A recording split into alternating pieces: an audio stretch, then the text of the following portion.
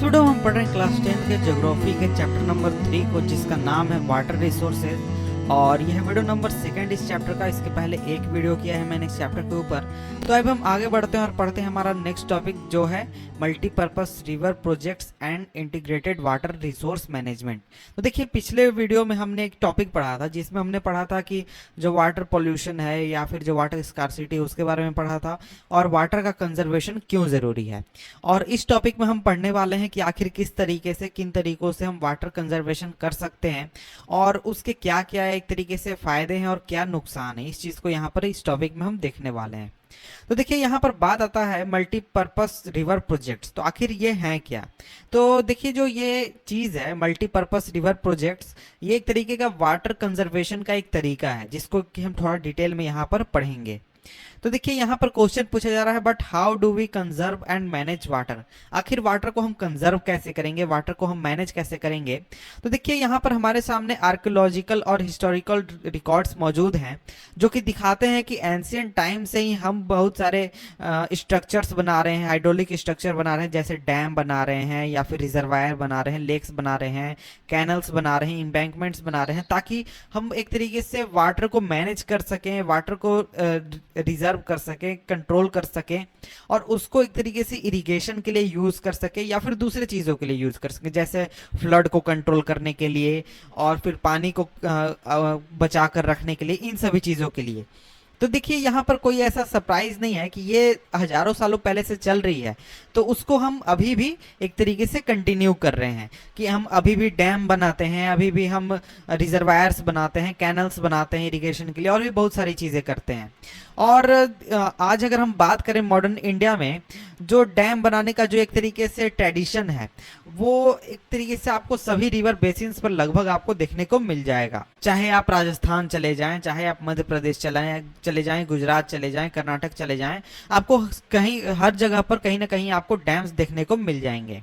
तो ये देखिए, यहाँ पर एक चीज दिखाया गया, hydraulic structures in ancient India. आखिर एंशियंट इंडिया में कौन कौन से ऐसे फेमस स्ट्रक्चर्स हैं या फिर ऐसे फेमस रिजर्वायर्स या फिर डैम्स बनाए गए हैं। 1st सेंचुरी बीसी में सिंगमवेरा एक जगह है इलाहाबाद के पास, वहां पर सोफिस्टिकेटेड वाटर हार्वेस्टिंग सिस्टम बनाया गया था। और वो जो हार्वेस्टिंग सिस्टम था, वो जो फ्लड वाटर था गंगा रिवर का, उसको चैनल करके दूसरे जगहों पर भेज देता था और फ्लड को कंट्रोल करने के लिए इसको यूज किया जाता था। और अगर हम दूसरा एक तरीके से एग्जाम्पल देखें, वो है हमारा चंद्रगुप्त मौर्य। तो चंद्रगुप्त मौर्य के समय में, उसके शासनकाल में बहुत बड़ी संख्या में डैम्स, लेक्स और इरिगेशन सिस्टम्स का निर्माण किया गया था। और इसके अलावा बहुत सारे एविडेंस मिलते हैं सोफिस्टिकेटेड इरिगेशन वर्क्स के, जैसे कि कलिंगा ओडिशा में, या फिर आंध्र प्रदेश में जो नागार्जुन कोंडा जगह है वहां पर, या फिर कर्नाटका के बेन्नूर में, महाराष्ट्र के कोल्हापुर में। और इसके बाद अगर हम बात करें तो 11th सेंचुरी में भोपाल लेक, जो कि एक तरीके से लार्जेस्ट आर्टिफिशियल लेक था अपने समय का, उसका निर्माण किया गया था। इसके अलावा 14th सेंचुरी में हौज खास में एक टैंक का निर्माण कराया गया था, ताकि सप्लाई वाटर सप्लाई किया जा सके सिरी फोर्ट एरिया में, जो कि बनाया गया था इल्तुतमिश द्वारा। तो यहाँ पर हमने कुछ एंशियंट एग्जांपल्स देखे वाटर हार्वेस्टिंग सिस्टम के, वाटर मैनेजमेंट सिस्टम के। तो आगे हम बढ़ते हैं और पढ़ते हैं हमारे चैप्टर को। तो देखिए, यहाँ पर नेक्स्ट आपसे क्वेश्चन पूछा जा रहा है, what are dams and how do they help us in conserving and managing water. तो यहाँ पर सवाल पूछा जा रहा है कि आखिर डैम्स होते क्या हैं और ये हमें वाटर को कंजर्व करने में और वाटर को मैनेज करने में किस तरीके से हेल्प करते हैं। तो इस चीज का आंसर यहाँ पर हम देख लेते हैं। तो देखिए, डैम्स को ट्रेडिशनली बनाया जाता था वाटर को रोकने के लिए। जो वाटर आपका रिवर्स के जरिए आता था या फिर रेन वाटर के जरिए जो वाटर आता था, उसको रोकने के लिए, उसको बचा कर रखने के लिए डैम्स को बनाया जाता था, ताकि उसको बाद में इरिगेशन के लिए यूज किया जा सके एग्रीकल्चर फील्ड में। लेकिन अगर हम आज बात करें तो आज डैम्स का हम यूज इरिगेशन के लिए केवल नहीं करते, बल्कि इलेक्ट्रिसिटी जनरेशन के लिए करते हैं, वाटर सप्लाई करने के लिए करते हैं, डोमेस्टिक यूज के लिए या फिर इंडस्ट्रियल यूज के लिए। इसके अलावा डैम्स का यूज हम फ्लड कंट्रोल के लिए भी करते हैं, रिक्रिएशन के लिए भी करते हैं, और इनलैंड नेविगेशन के लिए भी करते हैं। और इसके अलावा फिश ब्रीडिंग का भी यूज होता है फिश ब्रीडिंग भी होती है आपके डैम्स में। तो इस वजह से जो डैम्स हैं उनको अब डैम्स नहीं कहा जाता, बल्कि अब उन्हें मल्टीपर्पस प्रोजेक्ट्स कहा जाता है। और इसका रीज़न यह है कि देखिए जो डैम्स हैं अब उसको हम सिर्फ इरिगेशन के लिए यूज़ नहीं करते, बल्कि उसके बहुत सारे इतने सारे उसके यूजेज हैं, इतने सारे तरीकों से वो हमें हेल्प करता है, इसलिए अब हम उन्हें मल्टीपर्पस प्रोजेक्ट्स कहते हैं। तो यहाँ पर आपने देखा होगा जब हमने इस टॉपिक को शुरू किया था तो यहाँ पर था मल्टीपर्पस रिवर प्रोजेक्ट्स, तो बिल्कुल यही चीज़ है आपका यहाँ पर मल्टीपर्पस प्रोजेक्ट यहाँ पर कहा गया है। तो यही है आपका। तो अब आप समझ गए हो कि मल्टीपर्पस रिवर प्रोजेक्ट्स क्या होते हैं, और इसी चीज़ को हमने यहाँ पर डिस्कस किया।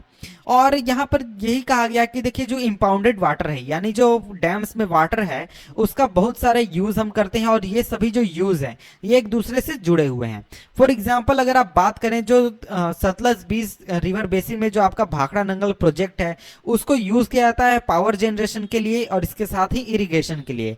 उसी तरीके से जो आपका हीराकुंड प्रोजेक्ट है महानदी बेसिन में, उसको यूज़ किया जाता है वाटर कंजर्वेशन के लिए और इसके साथ ही फ्लड कंट्रोल के लिए। तो यहाँ पर आप देख चुके होंगे कि जो अब हम डैम्स बनाते हैं उनको हम कहते हैं मल्टीपर्पस प्रोजेक्ट्स या फिर मल्टीपर्पस रिवर प्रोजेक्ट्स, और उनका यूज जो है वो काफ़ी एक तरीके से फैल गया। अब सिर्फ हम उसको इरिगेशन के लिए या फिर वाटर कंजर्वेशन के लिए यूज़ नहीं करते, बल्कि बहुत सारी चीज़ों के लिए उन्हें हम यूज़ करते हैं। तो देखिए यहाँ पर डैम का डेफिनेशन दिया गया है कि डैम आखिर होता क्या है, ये किस तरीके से काम करता है।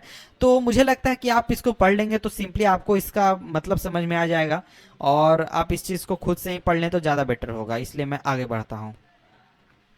तो देखिए जो मल्टीपर्पस प्रोजेक्ट्स होते हैं उनको एक तरीके से इंडिपेंडेंस के बाद काफ़ी बड़ी संख्या में लॉन्च किया गया। बहुत सारे जगहों पर डैम्स बनाए जा रहे थे, और इसका एक तरीके से जो मुख्य मेन मुद्दा था वो एक तरीके से था वाटर रिसोर्स मैनेजमेंट, और इसको इंजन के रूप में माना गया जो कि कंट्री को डेवलपमेंट की ओर, प्रोग्रेस की ओर ले जाए। और एक तरीके से जो कॉलोनियल पास्ट था इंडिया का, उस समय में जो एक हैंडीकैप आ चुका था इंडिया के इकोनॉमी में, इंडिया के सोसाइटी में नहीं, इंडिया के इकोनॉमी में, और जो आर्थिक स्थिति थी वो बहुत ही खराब हो चुकी थी, उससे बाहर निकलने का एक तरीका इसको देखा गया था मल्टीपर्पज प्रोजेक्ट्स को। इसलिए आप देखेंगे कि उस समय बहुत सारे प्रोजेक्ट शुरू किए गए थे जो कि आज हम देखते हैं कि बहुत बड़े बड़े प्रोजेक्ट्स हैं।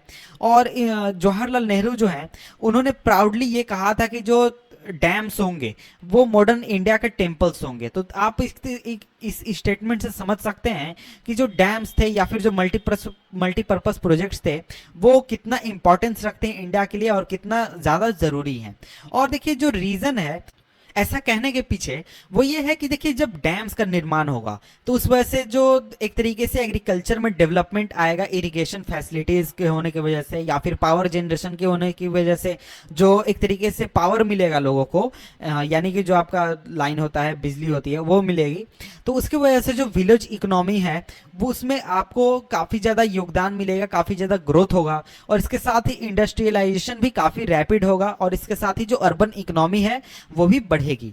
तो इन सभी चीज़ों की वजह से ऐसा कहा गया था कि जो डैम्स होंगे वो काफ़ी इंपॉर्टेंस के होंगे। तो देखिए यहाँ पर एक्टिविटी है, एक्टिविटी को आप खुद से कर लें, मैं इसको छोड़ रहा हूँ। तो देखिए पिछले कुछ सालों में जो मल्टीपर्पस प्रोजेक्ट्स हैं या फिर जो लार्ज डैम्स हैं उसको काफ़ी विरोध का सामना करना पड़ा है, काफ़ी अपोजिशन का सामना करना पड़ा है, और उसके बहुत सारे रीजंस भी हैं। तो उन रीजंस को पर थोड़ा सा हम ध्यान देते हैं, उन रीजंस को हम देख लेते हैं। तो देखिए जो हम रिवर्स का डैमिंग करते हैं या फिर रिवर्स को हम रेगुलेट करते हैं, कंट्रोल करते हैं, उसके वजह से जो नेचुरल फ्लो है रिवर का वो एक तरीके से प्रभावित होता है। और उसके साथ ही जो एक तरीके से सेडिमेंट का फ्लो होता है, जैसा कि हमने क्लास 9th में पढ़ा है कि जो रिवर होती है वो अपने साथ सेडिमेंट्स को ले जाती है, अपने साथ जो इरोजन ऊपर के इलाकों में इरोजन करती है उसको लेकर आती है। तो जब हम डैमिंग कर देते हैं तो ये जो सेडिमेंट्स है ये इनका फ्लो जो है वो रुक जाता है, या फिर हम कह सकते हैं कि वो एक तरीके से प्रभावित होता है। और इसके साथ ही जो आपका रिजर्वायर है या फिर जो डैम है उसके बॉटम में बहुत बड़ी संख्या में सेडिमेंटेशन हो जाता है, और इसकी वजह से जो आपका निचला इलाका है डैम का वो एक तरीके से रॉकियर स्टीम बेड्स के रूप में फॉर्म हो जाता है और जो रिवर का एक्वेटिक लाइफ है उसको प्रभावित करता है। और इसके साथ ही जो डैम है वो रिवर को कई हिस्सों में तोड़ देता है, कई हिस्सों में फ्रैगमेंट कर देता है और इसकी वजह से जो एक्वेटिक फौना है यानी जो नदियों में रहने वाले जीव जंतु हैं उनके माइग्रेशन को एक तरीके से प्रभावित करता है। फॉर एग्जाम्पल जैसे इतनी बड़ी पहले नदी थी, यहाँ से यहाँ तक फ्लो कर रही थी, हमने यहाँ एक डैम बना दिया, यहाँ डैम बना दिया, यहाँ डैम बना दिया, तो इस वजह से इस इलाके में जो मछलियाँ रह रही हैं या फिर जो जीव जंतु आपके नदी में रहने वाले जीव जंतु हैं वो अब इस इलाके में नहीं पहुँच सकते, इस इलाके में नहीं पहुँच सकते, इस इलाके में नहीं पहुँच सकते। उसी तरीके से यहाँ पर जो रहने वाले जीव जंतु हैं वो यहाँ नहीं आ सकते, यहाँ नहीं आ सकते और यहाँ नहीं आ सकते।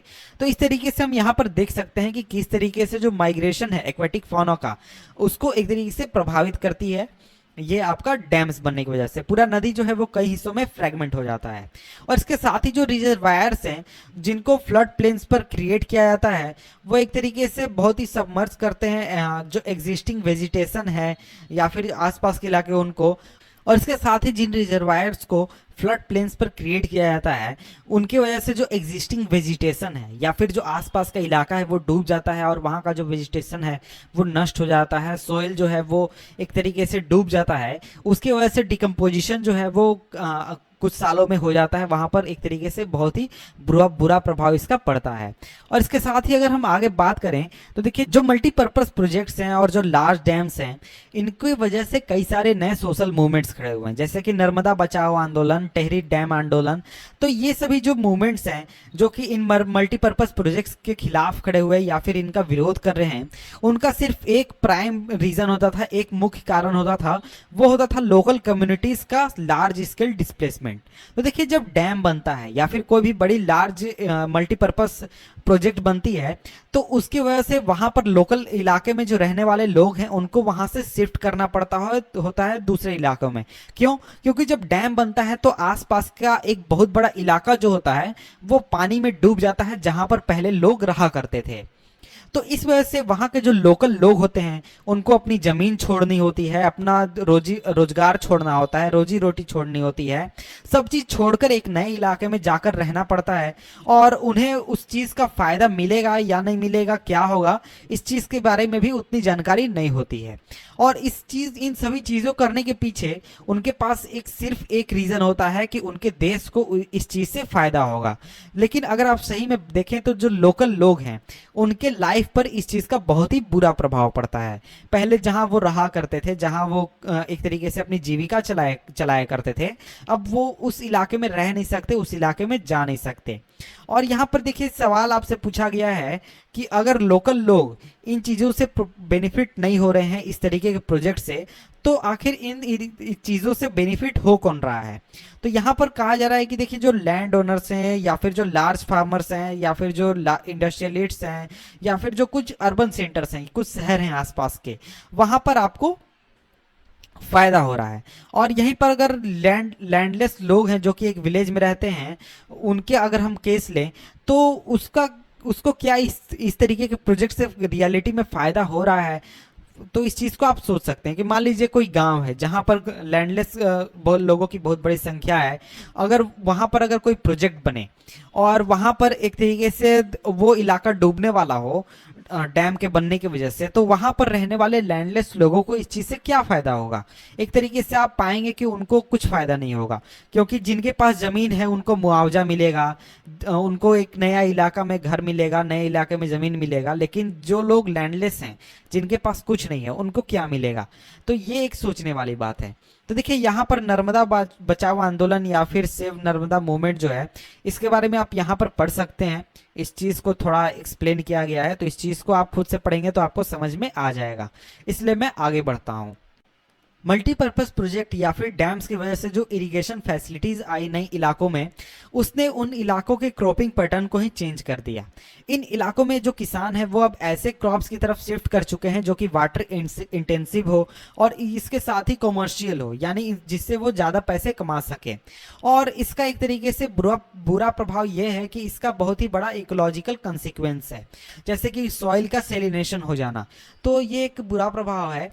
इसके साथ ही अगर हम बात करें तो इस चीज ने यानी इरिगेशन फैसिलिटीज के आने की वजह से जो पूरा सोशल लैंडस्केप है वो ट्रांसफॉर्म हो चुका है। और इसकी वजह से जो एक तरीके से गैप है, सोशल गैप, रिच और जो आपका गरीब किसान है, अमीर और गरीब किसान, उनके बीच का जो फर्क है वो हमें कम देखने को मिलता है। तो देखिए जो डैम्स हैं उनकी वजह से कई सारे कन्फ्लिक्ट्स भी हमें देखने को मिलते हैं लोगों के बीच में, जो कि एक सेम वाटर रिसोर्स से वाटर का अलग अलग यूज चाहते हैं। जैसे कि अगर हम गुजरात का एग्जांपल देखें तो गुजरात में तो जो वाटर साबरमती बेसिन है वहां पर किसान जो थे वो काफी विरोध कर रहे थे, एक तरीके से दंग की स्थिति हो चुकी थी, क्योंकि जो सरकार है उसने वाटर को अर्बन एरियाज में एक तरीके से काफी बड़ी संख्या में वाटर सप्लाई किया था। और मेनली जो ड्राउट्स का सीजन था, सूखे का सीजन था उस समय में। और इसके अलावा अगर हम देखें तो इंटर स्टेट वाटर डिस्प्यूट जो हैं वो काफी कॉमन हो चुके हैं। जो मल्टीपर्पज प्रोजेक्ट है उनके कॉस्ट को शेयर करने में या फिर बेनिफिट को शेयर करने में, इन चीज़ों को लेकर काफ़ी ज़्यादा कन्फ्लिक्ट्स हमें देखने को मिलता है। इसके बाद यहाँ देखिए आपको मैप दिखाया गया है जिसमें आपको वाटर प्रोजेक्ट्स आपको दिखाया गया है, मल्टीपर्पज प्रोजेक्ट। तो यहाँ देखिए भाखड़ा नंगल है, यहाँ पर आपको तेहरी है, यहाँ पर रिहंड है, इसके अलावा बहुत सारे यहाँ पर दिए गए हैं, आप इनको देख सकते हैं। अब मैं आगे बढ़ता हूँ। तो देखिए जो ज़्यादातर ऑब्जेक्शंस उठते हैं इन प्रोजेक्ट्स के खिलाफ, मल्टीपर्पज प्रोजेक्ट के खिलाफ, उसका रीज़न ये होता है कि जिस काम के लिए इन प्रोजेक्ट्स को बनाया जाता है उनको वो अचीव करने में ये प्रोजेक्ट्स अनसक्सेसफुल रहते हैं। और आयरॉनिकली अगर हम बात करें तो जिन डैम्स को बनाया जाता है फ्लड को कंट्रोल करने के लिए, उनकी वजह से ही बहुत बड़ी संख्या में हमें फ्लड्स देखने को मिलते हैं। और उसमें कई सारे रीज़न होते हैं जिनमें से एक है सेडिमेंटेशन इन द रिजर्वायर। और इसके अलावा अगर हम बात करें तो देखिए जो बड़े डैम्स हैं वो काफ़ी अनसक्सेसफुल रहे हैं फ्लड को कंट्रोल करने में, जब बारिश जो है वो बहुत ही ज़्यादा होती है। और आपने देखा होगा कि किस तरीके से जो वाटर रिलीज होता है डैम से वो एक तरीके से काफ़ी बड़ी संख्या में बाढ़ की सिचुएशन उसने क्रिएट कर दिया था 2006 में महाराष्ट्र और गुजरात में। और देखिए अगर हम बात करें तो देखिए जो फ्लड्स हैं वो उनकी वजह से ऐसा नहीं कि लाइफ सिर्फ आपका डिवास्टेट होता है, और इसके साथ ही आपका जो प्रॉपर्टी है वो प्रभावित होता है, और इसके साथ ही जो सॉइल इरोजन है उसकी भी बहुत बड़ी समस्या है। यानी जब आपका फ्लड आता है तो आपके लाइफ को प्रभावित करता है, आपके प्रॉपर्टी को नष्ट करता है, और इसके साथ ही सॉइल को भी काफ़ी हद तक नुकसान पहुंचाता है। और इसके अलावा अगर हम बात करें सेडिमेंटेशन के बारे में तो सेडिमेंटेशन का एक तरीके से मतलब हो गया कि जो फ्लड प्लेन्स हैं वो उनको एक तरीके से सिल्ट से हम डिप्राइव कर दें, यानी वहां तक सिल्ट ना पहुंचने पाए।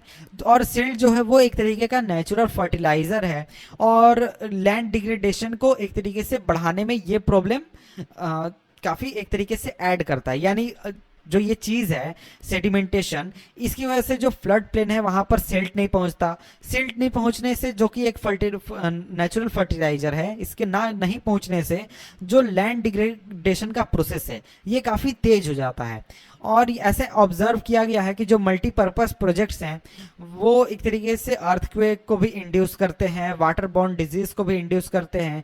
इसके अलावा जो पेस्ट और पोल्यूशन है उसको भी एक तरीके से रिजल्ट करते हैं एक्सेसिव यूज़ ऑफ वाटर की वजह से।